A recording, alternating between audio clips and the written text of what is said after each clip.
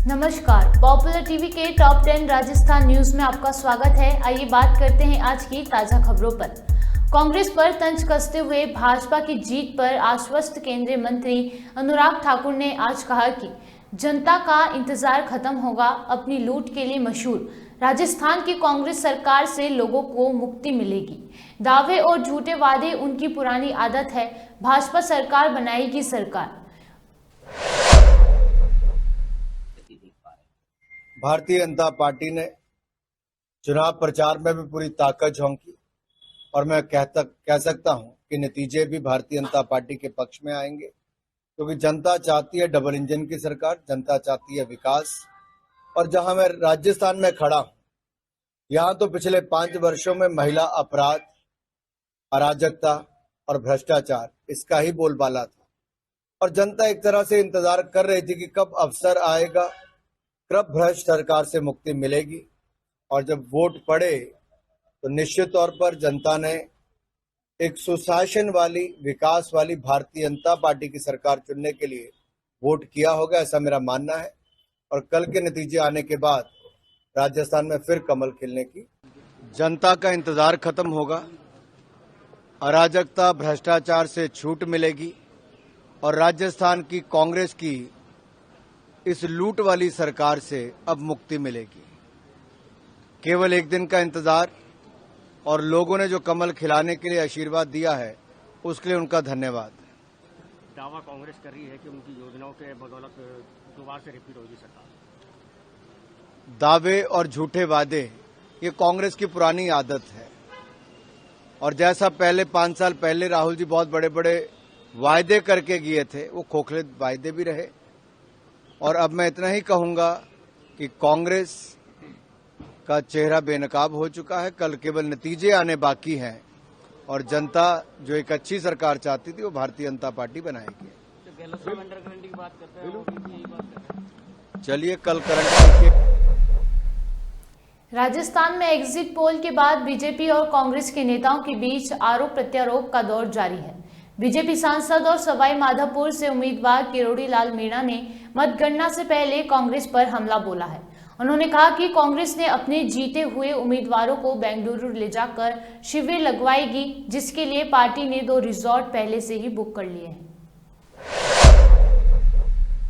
अपना दावा है, लेकिन जब मठ पिटारा खुलेगा तो परिणाम सामने आएंगे, वो इस वास्तविक होंगे। उसके पहले की बीजेपी की क्या तैयारी है? चर्चा ये भी है कि बीजेपी ने बी प्लान पे काम शुरू कर दिया। वो जीतने वाले निर्दलीय विधायक जो जीतने की क्षमता रखते हैं उनसे भी संपर्क में। मेरे को बीजेपी की जानकारी नहीं होती, ऐसी बात जो आप बता रहे तो मैं जरूर आपको बता देता। लेकिन गहलोत साहब की जरूर तैयारी है। उन्होंने बेंगलोर में 2 बड़े रिसोर्ट बुक कर लिए और सबको बाड़े में ले जाकर बंद करेंगे और 3 तारीख को वैसे ही छोड़ देंगे जैसे पिंजरे में से बंदरों को छोड़ा जाता है। वो सब वहां जाके हार जाएंगे। तो मतलब आपको लग रहा है कि बाड़ेबंदी की तैयारी कांग्रेस की ओर से की जा रही है? बाड़ेबंदी की तैयारी कांग्रेस से की जा रही है। मैं बड़े ऐसे आश्वस्त विश्वस्त सूत्रों से कह रहा हूं आपको। और सब जो उनकी नजर में जीतने वाले हैं, जो जीत नहीं रहे, उनको इकट्ठा कर रहे हैं, क्योंकि इसकी बाड़ेबंदी की राजनीति 5 साल तक गहलोत साहब ने राजस्थान में की है और राजस्थान को कंगाली की तरफ धकेल दिया। जो है अति पिछड़ गया राजस्थान, बीमारू से बीमारूतम में पहुंच गया। तो उनकी एक हैबिट है, वो करेंगे, उनको कौन रोक सकता है? वो तो मानेंगे नहीं। और कॉन्फिडेंस होके गवर्नर के पास भी पहुंच गए कि मेरी सरकार बन रही है। सरकार नहीं बन रही, जमीन पूरी तरह से खिसक गई। आपकी क्या राय है? आपको क्या लगता है कितनी सीटें बीजेपी के राजस्थान विधानसभा चुनाव में आ रही है? देखो, आपको जानकारी है 2018 में जो चुनाव हुआ तो जयपुर की घाट की गुणे से लेकर धौलपुर भरतपुर तक मात्र 1 सीट आई थी, धौलपुर की। और अब मैं खुद उस इलाके से चुनाव लड़ा और 28 सीट में से 20 से 22 सीट भारतीय जनता पार्टी को मिलेंगी, जिसमें करौली है, सवाई माधोपुर है, दौसा है, अलवर का कुछ एरिया है, भरतपुर का कुछ एरिया है। वहां 6 मंत्री, भजन लाल जाटव में उसमें सभा की वो हार रहा है, रमेश मीणा मैंने सभा की वो हार रहा है, अपने प्रसादी लाल जी हार रहे हैं और ये वो अपने कामा वाली हार रही हैं, सुभाष गर्ग, मतलब जो मैं ये मान के चलता हूं करीबन 95% मंत्री लुढ़क रहे हैं। और जो टफेस्ट एरिया हुआ करता था, जिसको समीकरण की दृष्टि से, जिसके कारण कांग्रेस का राज आया 2018 में, वो 28 में से 20-22 सीट आ जाएं, तो स्थिति स्पष्ट है कि भारतीय जनता पार्टी 120 बल्कि अगर 130 से ऊपर भी पहुंच जाए तो 5 राज्यों में हुए विधानसभा चुनाव के बाद आए एग्जिट पोल ने सभी को चौंका कर रख दिया है। बीजेपी लीडर सीपी जोशी ने राजस्थान इलेक्शन के आए रुझान का जिक्र करते हुए कहा कि पिछले 8 महीने में मैं राजस्थान में रहा हूं, लोगों के बीच में जाने का मौका मिला है। किसान, युवा, महिला, गरीब, दलित सबसे मिला, जिसमें मैं दावे के साथ कह सकता हूं कि जो लोगों में कांग्रेस के प्रति गुस्सा है वो कांग्रेस की विदाई को तय करेगा। जो विश्वास है कि भाजपा के, उससे ही लगता है कि राजस्थान में प्रचंड बहुमत के साथ बीजेपी की सरकार बनेगी। मैं अन्य राज्यों की बात तो नहीं करूंगा, लेकिन राजस्थान की मैं समझता हूं पिछले 8 महीनों में पूरे राजस्थान भर में प्रवास करने का मुझे अवसर मिला है। लोगों के बीच में जाने का, जनता के बीच में जाने का अवसर मिला है। किसान, युवा, महिला, हर वर्ग में, गरीब में, सब में जाने का मुझे अवसर मिला है। दलित किसान भाइयों के साथ बैठने का अवसर मिला है। तो उस दावे के साथ कह सकता हूं कि जो लोगों में गुस्सा है कांग्रेस के प्रति, वो गुस्सा निश्चित रूप से कांग्रेस की विदाई को तय करेगा। और जो विश्वास है भारतीय जनता पार्टी के प्रति, देश के यशस्वी प्रधानमंत्री नरेंद्र मोदी जी के प्रति, लोग कहते हैं कि बाकी हमने इतने सालों तक नारे और वादे सुने, लेकिन मोदी जी ने करके दिखाया। आज गरीब के आंसू पहुंचने का काम, गरीब के जीवन को उन्नत बनाने का काम, उनकी समृद्धि के, उनके सशक्तिकरण का काम अगर किसी ने किया है तो नरेंद्र मोदी जी की सरकार ने किया है। वो कहते हैं एक कालखंड में एक घर में मकान भी बन जाता है, शौचालय भी बन जाता है, उज्ज्वला का कनेक्शन भी आ जाता है, जनधन का खाता भी खुल जाता है, किसान सम्मान निधि भी आ जाती है, कैटल शेड भी बन जाता है, नरेगा में रोजगार भी मिल जाता है, आयुष्मान का कार्ड भी मिल जाता है। क्या एक कालखंड में, इन 9.5 वर्षों में, 60 साल में जो नहीं दे पाया मोदी जी ने 9.5 वर्ष में दे दिया। तो ये विश्वास, अटूट विश्वास आदरणीय प्रधानमंत्री जी के प्रति है। राजस्थान और मध्य प्रदेश में किसकी सरकार बनेगी, एग्जिट पोल के नतीजों से ये कुछ हद तक साफ हो गया है। लेकिन इसी बीच मंत्री प्रताप सिंह खाचरियावास का बयान सामने आया है। आइए सुनते हैं। बहुमत होने का दावा कर रही है। अच्छी बात है, हर पार्टी को दावा करना चाहिए और कॉन्फिडेंस भी होना चाहिए। बीजेपी, कांग्रेस सब अपने अपने दावे कर रही है। कल पूरा जब रिजल्ट खुलेगा सच्चाई सामने आ जाएगी। और अब पेटी में बंद है, अब तो ऊपर वाला ही जानता है कौन जीतेगा। लेकिन एक बात साबित हो गई कि बीजेपी जितना माहौल बना रही थी, और जो बीजेपी ने पाप किया हिंदुस्तान उसको हमेशा याद रखेगा। मैंने लोगों से कहा था, समझाया था कि 25 तारीख के बाद हिंदू मुसलमान का मुद्दा खत्म हो जाएगा। बीजेपी ने जो गंदा प्रचार किया, ये समझ लीजिए कि जिन लोगों ने किया वो तो पाप के भागीदार हैं, वो तो निपटेंगे ही। उन्होंने कहा कि यदि मुसलमान को वोट दे रहे हो तो कांग्रेस को दो। जिस देश का प्रधानमंत्री हिंदू है, जिस देश का मुख्यमंत्री हिंदू है, जिस देश के मिनिस्टर्स हिंदू है, उस देश में हिंदू खतरे में है, क्योंकि बीजेपी पावर में है।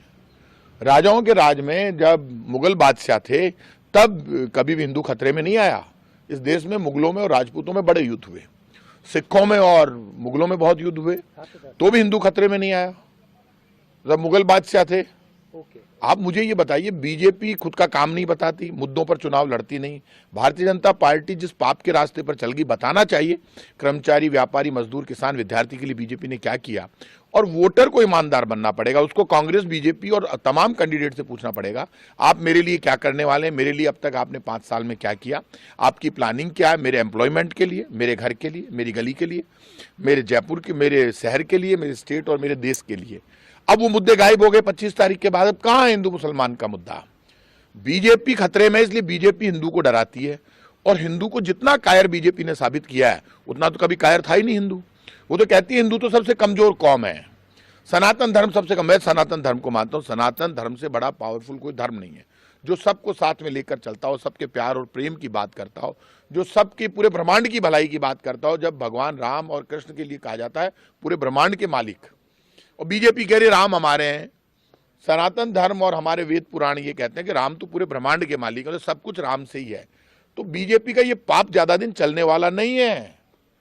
बीजेपी निपटेगी, 5 साल इनका इलाज मैं करूंगा पूरे देश में, और इनकी अब फिर ये मुद्दा नहीं बनाएंगे कभी भी हिंदू मुसलमान को। चूरू जिले के सरदार शहर इलाके में शुक्रवार को रात को हुए भीषण हादसे में 3 बच्चों समेत 4 लोगों की दर्दनाक मौत हो गई और 8 लोग घायल हो गए। हादसे में शिकार हुए लोग शादी समारोह में शामिल होने के लिए जा रहे थे।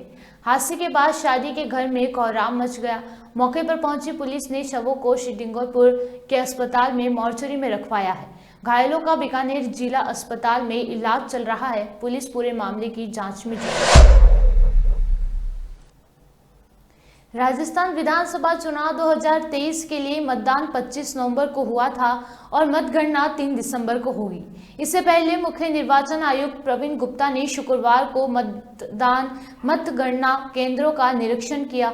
मतगणना केंद्रों में बैलेट पेपर और ईवीएम से होने वाली गणना की जानकारी ली। 3 दिसंबर को सुबह 8 बजे से मतगणना शुरू होगी। इससे पहले 2 दिसंबर को एक बार फिर से मतगणना की ट्रायल की जाएगी। राजस्थान में इस बार नतीजे यकीनन चौंकाने वाले होंगे। इस बीच बसपा के प्रदेश अध्यक्ष ने 3 दिसंबर से पहले नतीजे आने से पहले बड़ा ऐलान कर दिया है। उन्होंने कहा कि बसपा मंत्री पद की शर्त पर ही समर्थन देगी। उन्होंने दावा किया है कि राजस्थान में 18 से 20 सीटों पर बसपा की जीत रही है। राजस्थान मतगणना को लेकर काउंटडाउन शुरू हो चुका है। ऐसे में अब सबको यही इंतजार है कि रविवार को किसकी सूर्योदय होगा। काउंटिंग को लेकर काउंटर सज चुके हैं। तैयारियों को अंतिम रूप दिया जा रहा है।